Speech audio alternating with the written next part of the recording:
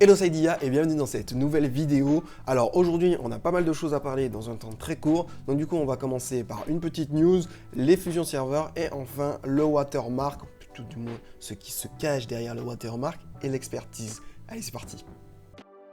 Bienvenue sur le Yasuke, je suis Ankel le capitaine et si tu es ici c'est que tu es passionné de pop culture et peut-être même que tu souhaites en faire une source de revenus. Alors, tu es au bon endroit, car l'équipage du Yasuke est composé de geeks entrepreneurs qui explorent les univers de l'imaginaire et les délices de ce monde au travers du réseau mycélien. Tout cela pour diguer des petites pépites et faire connaître notre marque dans tout le multivers. Tu es un otaku, un crafter ou encore un gourmet, tu as envie d'échanger avec des passionnés? Tu es alors tout désigné pour rejoindre l'équipage de la Yasuke Corp pour une toute nouvelle aventure sur les mers de la food et de la geekerie. Pas mal comme programme, non? Avant de commencer, si ce format vous plaît, il finit par vous plaire au cours de la vidéo, n'hésitez pas à me le mettre en commentaire, j'en ferai d'autres, voilà, comme ça c'est sympa. Voilà, donc du coup, tout de suite, la news. Première chose, c'est que les maisons sont de nouveau achetables. Alors pour ceux qui avaient le souci, les maisons sont achetables, on peut maintenant y accéder, les téléportations sont remises, ça y est, tout fonctionne, voilà, par rapport au patch qu'ils ont fait à la 1.1.2. Voilà. Ensuite, on a les merge serveurs. Alors, chez nous, du coup, ce soir, bon, c'est marqué demain, parce que je tourne jeudi. Vous connaissez déjà. Bref, en tout cas, en Europe, on a Ishtakar, Metsola, Glintnir, Kalevala, Suvendis et Faisy qui fusionnent avec KRCD. Voilà. Donc, ils fusionnent chez KRCD. Donc, c'est les compagnies qui ont KRCD, vous avez toujours vos territoires. Et les autres, bah, tant pis, hein, vous avez une petite compensation pour la fusion. Donc, du coup, samedi, on aura le retour des serveurs, de savoir comment ça fonctionne, est-ce que ça fonctionne bien le merge, etc. Et donc du coup, à partir de là, je pense d'ici lundi, mardi, quand tout sera stabilisé, on pourra enfin dire ouf, et ce sera peut-être l'orée d'une nouvelle ère pour New World qui pourra enfin fusionner ses serveurs. Donc ça, c'est vraiment très très cool. Ensuite, sur le PTR, donc je rappelle, le PTR, c'est le serveur test. Donc voilà. Sur le PTR, on a quelques nouveaux trucs, donc notamment pour ceux qui testent sur le PTR. On a enfin le niveau 200 dans les métiers. Quel était l'intérêt de les garder à 180? Je ne vois pas. On ne va pas jouer sur le PTR, on est là pour tester. Donc voilà, donc ça c'est très bien. Comme ça, j'aurais pu vous montrer sur ma vidéo qui s'affiche juste là, bah, justement les métiers, donc le rond des métiers là et les caches, donc enfin les caches d'armes, c'est pas comme ça qu'on appelle, mais en tout cas les coffres de métiers qui se cachent. Vous savez, les coffres qui vous donnent des ingrédients, qui vous donnent des plans et surtout les plans des fameux items 600 GS. Voilà, j'en parle dans cette vidéo. Allez la voir si vous voulez tout savoir. Donc voilà, donc ça c'est très très bien, c'est mieux pour nous, voilà. Ensuite, on a quelques modifications. Je passerai vite sur le paragraphe parce qu'on va y revenir plus en détail. Donc sur les efficacités c'est lorsque voilà, votre chef de guilde donne des efficacités sur un terrain et que vous avez une maison en fait. Quand vous avez une maison dans un endroit, ça donne des efficacités, donc ça a été amélioré. Quelques modifications générales, donc au niveau de l'expertise, etc. Quelques corrections de bugs. Je passerai très vite parce que c'est pas non plus le plus ouf. Voilà. Ça, on en parlera, le niveau d'expertise qui s'affiche. Ne vous inquiétez pas, on en parle juste après.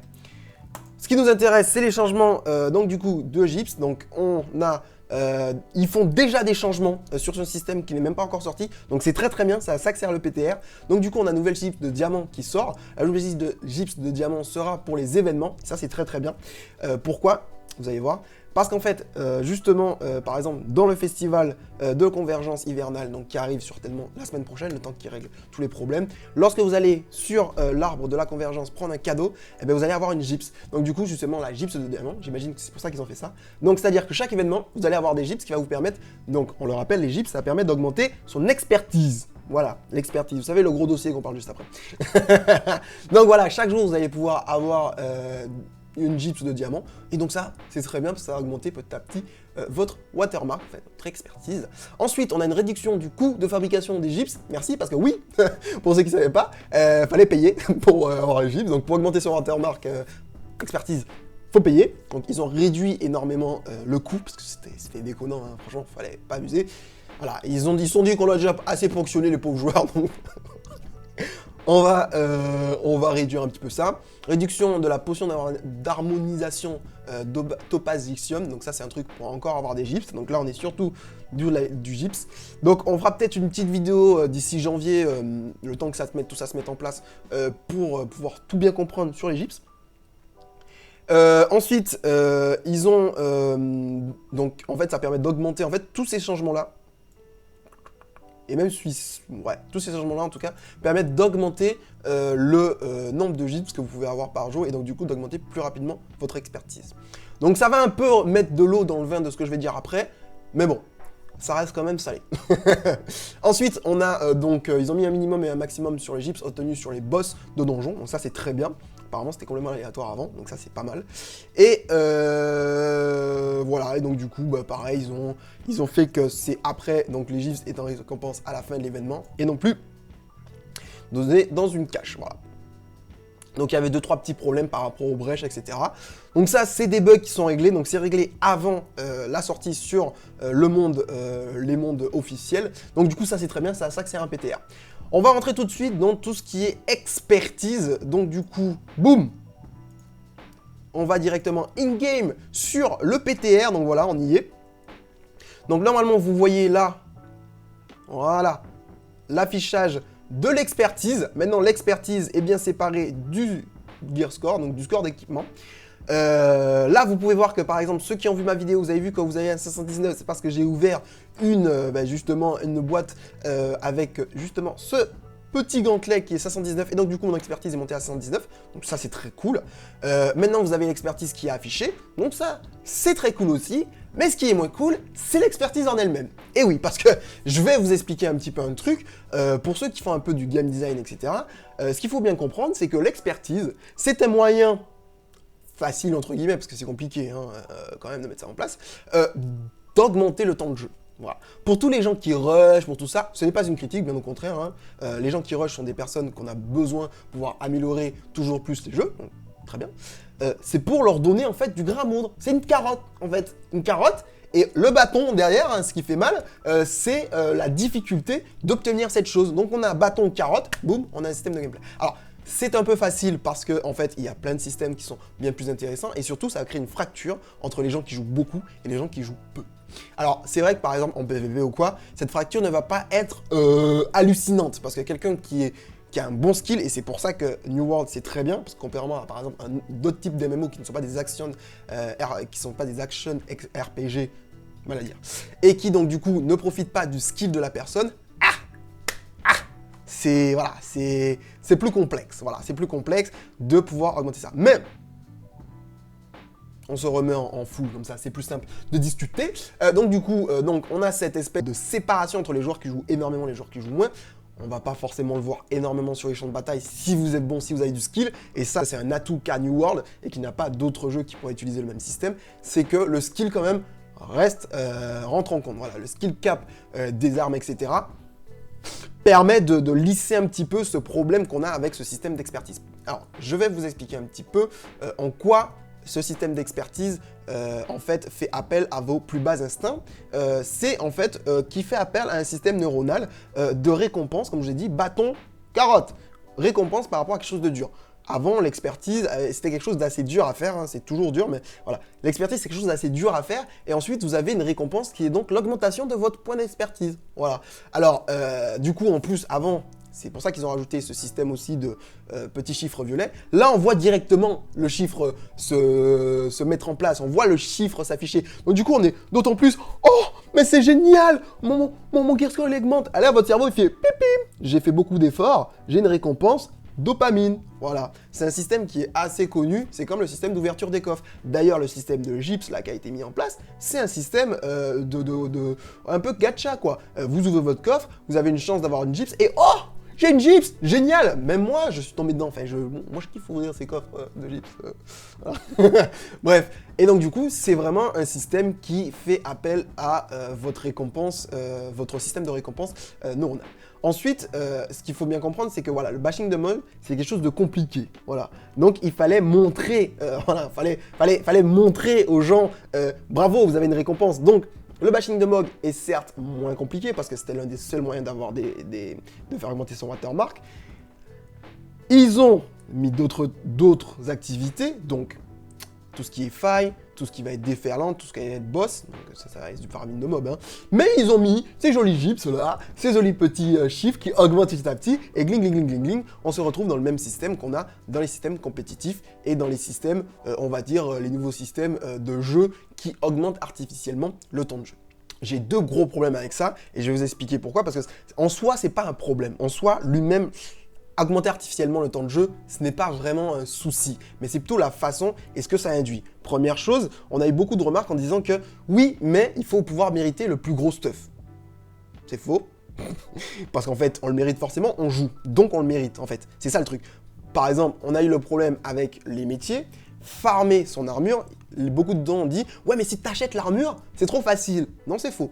Parce qu'il faut l'argent pour acheter l'armure. Même si y a des gens qui coupent les prix de l'HDV, une armure 600 GS coûtera forcément énormément cher parce qu'il faut énormément de ressources. À part si vous êtes un bot. Là, oui. Mais, voilà, on met ça à côté parce que ça s'appelle de la triche. Voilà, tout simplement.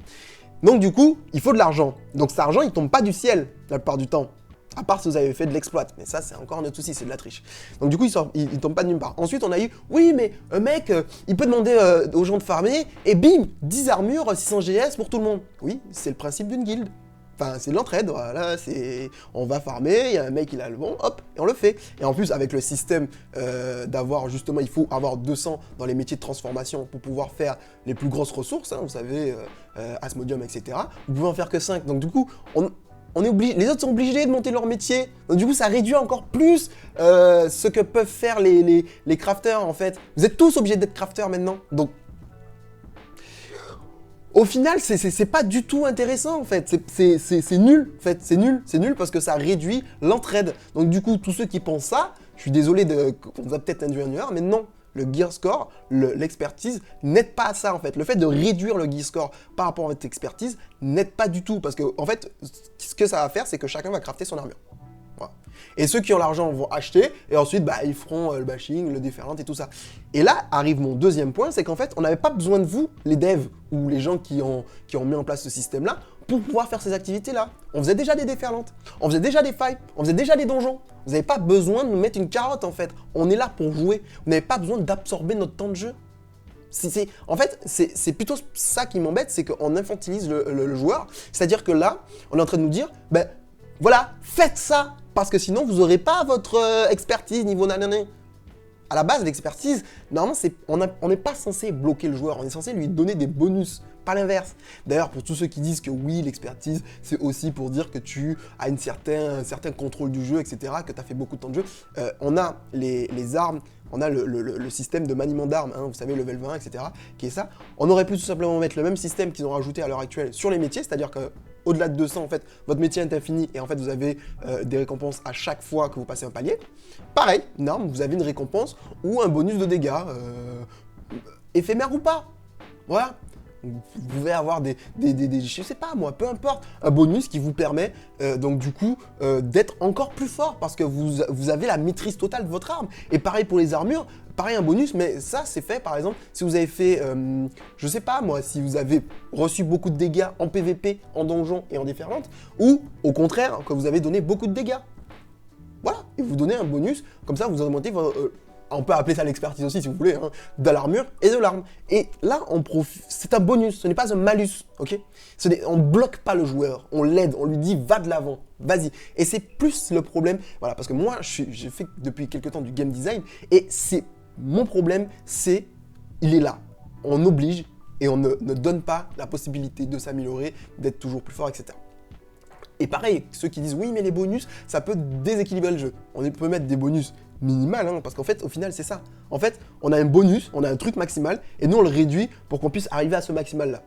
Non, ça n'a pas de sens. On arrive à un certain seuil, et ensuite, si par exemple, les devs ont dit que, je sais pas, moi, le maximum de dégâts, c'est ça, eh ben, les bonus vont permettre d'arriver à ce maximum de dégâts, et pas l'inverse. Et pas on a un maximum de dégâts, et on vous fait réduire jusqu'à arriver à ce maximum de dégâts-là. On vous donne un handicap jusqu'à arriver là. Ça n'a pas de sens, ça n'a pas de sens. Bref. Pourquoi tout ça? Parce que en fait, ça fait une scission, comme j'ai dit au début, entre les joueurs qui jouent beaucoup et les joueurs qui jouent pas du tout. Et en fait, là, on va avoir cette scission-là, parce que les joueurs qui jouent beaucoup... Moi, je suis un joueur qui joue au milieu. Honnêtement, là, je joue chillax parce que j'ai d'autres choses, j'ai d'autres projets. Mais honnêtement, si je voulais jouer 6 heures par jour, je pourrais jouer 6 heures par jour. Même plus, ça me dérangerait pas. Mais j'ai d'autres préoccupations, j'ai d'autres choses à faire. Et donc voilà, vous allez voir, moi, je vais vous monter 600, comme Kiki rigole. Mais non, voilà. Bref, en tout cas, ce que je veux dire, c'est que ça rajoute encore des trucs pour les joueurs qui jouent pas beaucoup pour pouvoir rattraper le retard des gens de leur compagnie et de ça. Et ça me dérange un peu. Alors, on va dire oui, mais la casualisation, il y a des jeux qui n'ont pas besoin de ça. Ok, LOL ou d'autres jeux, GTA, etc., n'ont pas besoin de changer leur système. Et ils ont ce système. Des casus peuvent jouer autant que des experts. Et les experts restent des experts. Ils n'ont pas besoin de rajouter des choses pour qu'ils soient experts. Voilà, c'est juste leur skill qui font qu'ils sont forts, c'est tout. Et ils jouent avec des gens du même skill qu'eux, qui ont le même temps de jeu qu'eux, des professionnels, des semi-pros, etc. Ils n'ont pas besoin de ça. Donc du coup, il faudrait peut-être repenser un petit peu le MMO en 2022, parce qu'on y est presque, pour que ce soit pas, qu'on s'amuse pas à handicaper les joueurs qui jouent peu, pour pouvoir montrer aux joueurs qui jouent beaucoup que c'est les boss du game. Voilà. Donc peut-être ça à réfléchir. Donc j'étais un peu salé sur cette vidéo, mais j'étais même pas salé, c'était juste pour vous expliquer aussi qu'il y a d'autres méthodes, qu'il y a d'autres façons de faire, il y a d'autres game design qui permettent de vraiment améliorer le jeu sans pour autant mettre en marge une partie des joueurs.